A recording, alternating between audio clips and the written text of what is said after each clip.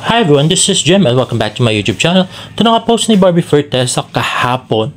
At ito nga ay may caption na today's POV. Ayun nga, nagpunta si Barbie sa Avignon Clinic.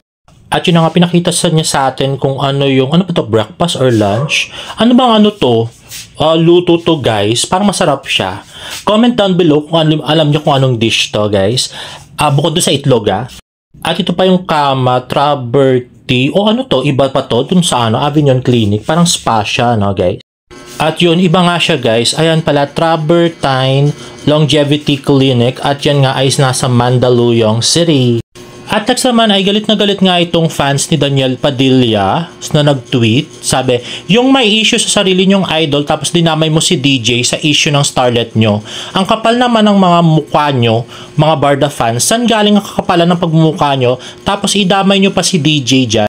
Nananahimik na yung tao at nag-focus sa karir niya. Putang... Grabe. At dahil nga ito sa post ni Barda United, hindi po si David ang tinutukoy. It's obvious na si Daniel Padilla. Obvious ba? Sinabi nga ni Tio Brie na nasa kanya ba ang lahat. That's Daniel's song. Daniel's also known as Maginoo. 20 plus, David is 30 plus. Matini Idol, may love team, sikat at nag-a-action daw. Tapos nag-hesitate siya sa network kasi bawal daw sabihin, sinabi niya Jamie, kaya niligaw niya. Pati yung pag-mix ng pambansang Maginoo para malito tayo. Parte ito ng demolition.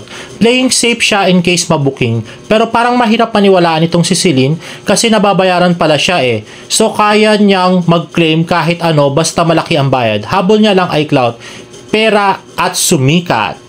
At next nga ay nag-comment pa ang ibang fans. Itong mga fans ni Starlet David something, dinamay na naman si Daniel sa issue ng idolet nila. Hindi kami informed na nasa GMA na pala si Daniel. Sabi naman ni Andra, parang alam ko yan nakita ko sa TikTok buong video, malinaw na GMA actor ang sinabi. Sabi naman ni DJ Defenders, hindi nga tapos yung Barda fans, pipilitan talaga na si DJ para hindi mabash ang idol nila, ang kapal ng mga mukha nila. At nag-tweet naman si Sarah Brown Iceland, I'm not a fan of DJ but it's also wrong of Barda United to try to debunk David by saying the expose is leaning more towards Daniel.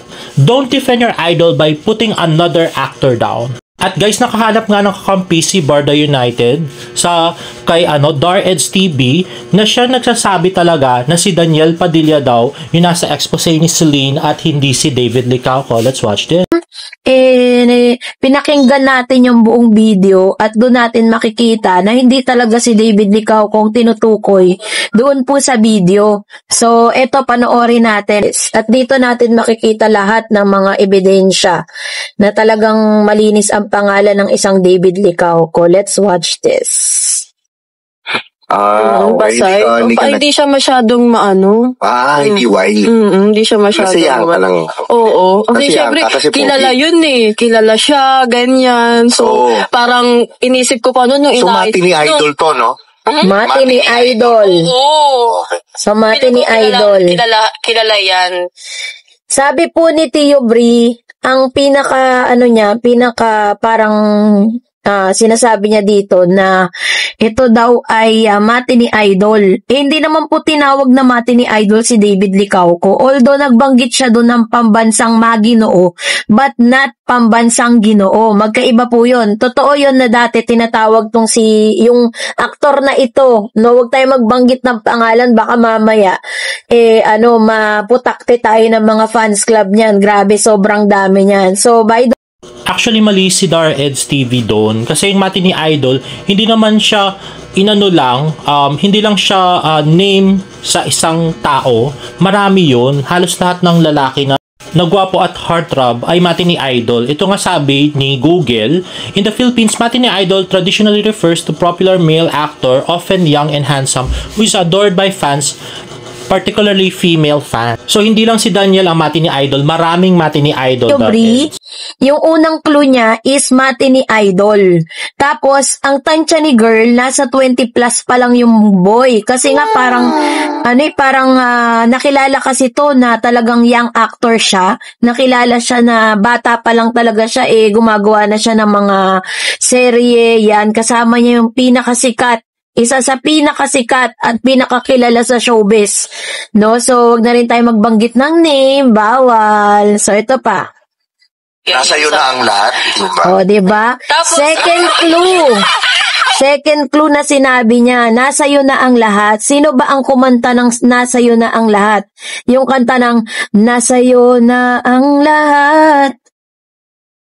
Bang sunod doon, minamahal kitang pagkat. So, sumikat po yan at napakaraming views po niyan sa YouTube. So, pangalawa po yun, ha? Una, Matini Idol. Pangalawa, kumanta po siya ng nasa iyo na ang lahat.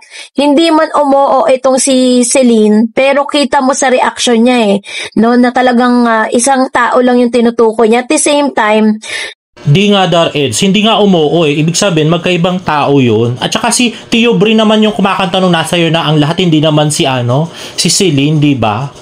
Hindi nga siya umuo yung mga clue na binigay niya, nilito niya yung tao, sinabi niya from GMA yun. Pero ang totoo, alam niyang taga ABS-CBN yun. At hindi si David Licauco yun. Eto pa, panoorin natin. Tapos hindi ako makapaniwala nun. Na, shit, sikat team. May collab team nun, no? Oo, wala, parang feeling ko kilala. di ba sabi ni Celine, hala, parang feeling ko kilala mo, sabi niya. Kung si Daniel yon, alam na agad ni Celine na kilala ni Tio Bri yung binutukoy niyang aktor. Kasi kinakanta na nga yung song So hindi dapat ganun yung sinabi ni Celine, dapat iba, di ba? Ang sinabi niya, feeling ko kilala mo, sabi niya. So ibig sabihin, hindi pa naulaan ni Tio Bri. Yun. So, sinabi niya may collab team yun, no?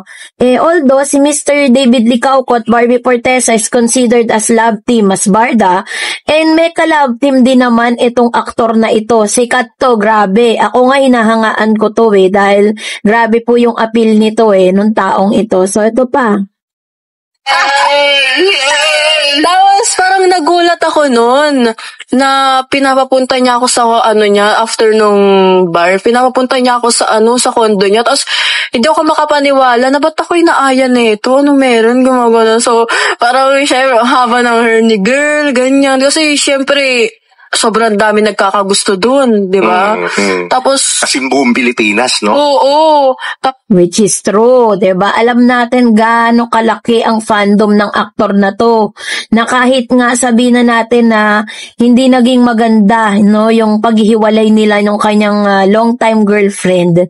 Pero still mahal pa rin siya ng tao. Kaya ngayon Grabe si Dar-Eds TV. Pagpilitan talaga si Daniel yung expose ni Celine. No? Ako napapaisip, baka isa rin ito sa mga biggest reason kung bakit sila naghiwalay nung kanyang yung sikat na actress at napakagaling na actress. No? Panoorin pa natin. Tapos, nag-a-action din to, no? Oo.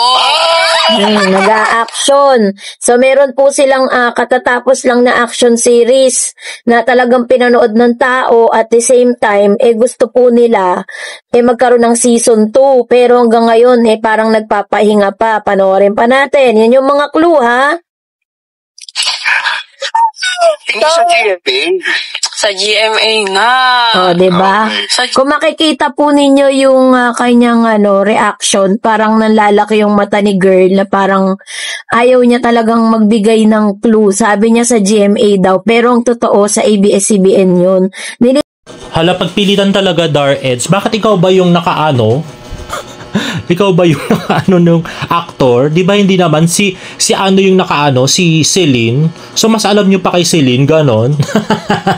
Sabi ni Celine, GMA nga, na lalaking mga mata kasi pinipilit ni Tio Bri na ABS-CBN pero hindi, GMA nga, ang kulit. Pilito niya kasi. Ito pa. GMA siya. Okay. Nasa'yo na Diba? Kumanta. Kasalanan din ni Tio Bri to kasi pinipilit niya rin talaga na si Daniel kumakanta-kanta pa siya Hindi niya nga siguro kilala si David, no? May middleman siya. Okay. Kasi nung nasa pa lang BGC, nakatingin na siya Tapos nung parang And isa rin sa pinaka-clue, wala pong kondo. Yan mo ha. Pag sinerch po natin, si David Licauco, kung meron ba siyang kondo sa BGC, is David Licauco has a condo on BGC. Grabe wrong grammar pa si Dareds. Is David Licauco has condo on GGC. Mali yun, dapat does David Licauco have a condo in BGC? Ay nako, Dareds. Ayan, sabi dito, there is no publicly available information with regards to David owns a condo in Bonifacio Global City. Wala daw po siyang any condos doon. Pero i-type natin. Diba? Hindi ko babanggitin yung pangalan nung hinuhula natin. Kasi alam nyo na baka somethingan tayo. Is this actor owns condo at BGC? Mali na naman si Dareds. Kainis. Does this actor have a condo in BGC dapat? Ay, ako. Ano ba yung Dareds? Na paghahalataan ka. Yes. Confirm. Last January 24, 2024, it was posted by Philippine Star. The actor owns condo na worth 50 million nakatira si Mr. Totoo nga. Hindi nga si Daniel. Hindi nga si David. Sorry. Muntik na madulas dun si Dareds, ha? Pero hindi, si Daniel pa rin yung tinutukoy mo, no? Kahit na ano pa sabihin mo, Dareds. Hindi nga si David Licauco kasi David po wala po siyang kondo sa BGC. At ito pong aktor na magaling na aktor na ito ay meron po siya doon. Kung matatandaan po ninyo, no? Kung mababalikan ko, ipaparinig ko sa inyong isa sa mga blind item ni Christopher Min patungkol po sa isang aktor na meron pong mapagmamayari ng isang mamahaling kondo na nagpapapunta ng Gerlalu doon po sa sa place na yon. So, wala nang iba. Hala, Dareds, kung makapag-assume ka. Lanyak. Basta sugurin kayo ng mga fans ni Daniel, loko. At saka ano ba pati yung blind item ni Christopher Min dati, dinadamay mo dito, no? Kaya naman dahil sa mga ebidensyang ito po ang nagpapatunay na talagang inosente si Mr. David Licauco sa mga bintang publicly. Wala pong ganong pangyayari kay Mr. David na siya po ay nagpapunta sa kondo niya, tapos po nagpa-chorba, 'di ba? So wala pong mga ganong ganap. Let's examine nga po yung mga evidence dun sa video. So sabi, pambansang Ginoo, GMA, nag-love story, magka-love team, nag-action din, maging sino ka man si David. At then sa comments, may nagsabi na Alden daw or DJ, but Bree directly no, instead sa mga nag-comment na si David Licauco ba yun, he said LOL. Oh, diba? May mga ganun pa pala doon sa comment section. Ay, oo, meron nga ito. Mahilig talaga sa bata sa kanya si David Licauco. LOL, sabi ni Tio Bree. Grabe. Actually, wala namang sinabi si Zelin na yung condo ay sa BGC. Ang sabi niya, yung sa bar ang sa BGC. Panoorin natin to. Hindi. Nakilala ko lang siya sa bar sa BGC. Okay. Ayun ha, malinaw ha. Sabi niya bar sa BGC. Hindi niya sinabing condo sa BGC. Punta ka daw dito sa condo ni ganto, ganyan. Pagtapos Pinuntahan mo na. pinuntahan ko na. Siya pa yung nag-book ng Grab para pumunta doon sa condo niya. Tapos, pagdating ko doon sa condo niya, tulog. O, diba? Pinanood ko yung buong video at wala naman talagang sinabi si Celine na sa BGC yung condo. Ang sinabi niya, yung bar ay nasa BGC, pero yung condo ay wala siya sinabi kung saan yun. At biglaan nga nag-private ng account si Celine sa Instagram. So, mukhang may nangyari. Mukhang kinausap siya nung actor. Grabe.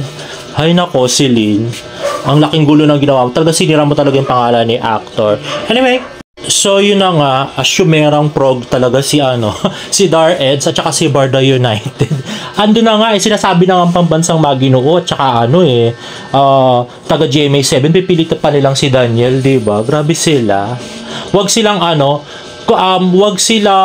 nagbabanggit ng ibang aktor kung hindi naman sila sure, at mas sikat pa mo yung actor na yun kaysa kay David, so talagang jojombagin kayo ng mga ng mga fans nun. Anyway guys, if you like this video, please give it a thumbs up and please subscribe to my YouTube channel for more bird updates. See you on my next vlog. Bye!